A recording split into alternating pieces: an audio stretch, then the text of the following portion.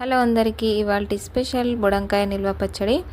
ఈ పచ్చడి 15 డేస్ బయట ఫ్రిడ్జ్లో 1 మంత్ వరకు స్టోర్ చేసుకోవచ్చు. ఇవి చిన్న చిన్న ముక్కలుగా కట్ చేసుకొని పక్కకు పెట్టుకొని ఈ ముక్కలకు సరిపడా ఆయిల్ కడాయిలో వేసుకొని స్టవ్ మీద బాగా మరిగిన తర్వాత 1 స్పూన్ జీలకర్ర, 1 స్పూన్ ఆవాలు, కొంచెం పచ్చిశనగపప్పు, కొంచెం మినపప్పు, ఎండుమిర్చి వేసి అవి కొంచెం ఫ్రై చేసుకొని తర్వాత కొన్ని వెల్లుల్లి రెబ్బలు వేసుకొని స్టవ్ ఆఫ్ చేసుకొని నూనె పక్కకు పెట్టుకోవాలి.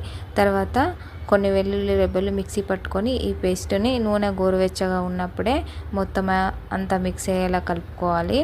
తర్వాత బుడంకాయ ముక్కలకు సరిపడా 3 టేబుల్ స్పూన్ల కారం, 2 టేబుల్ స్పూన్ సాల్ట్, కొంచెం జీలకర్ర మెంతుల పౌడర్ వేసుకొని ఇవి ఆయిల్లో మొత్తం మిక్స్ అయ్యేలా కలుపుకోవాలి.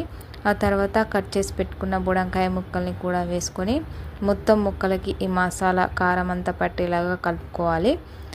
టేస్ట్ మాత్రం అద్భుతంగా ఉంటుంది, ట్రై చేయండి. నా రెసిపీ మీకు నచ్చినట్లయితే లైక్ చేసి, షేర్ చేసి, సబ్స్క్రైబ్ చేసుకొని సపోర్ట్ చేయండి.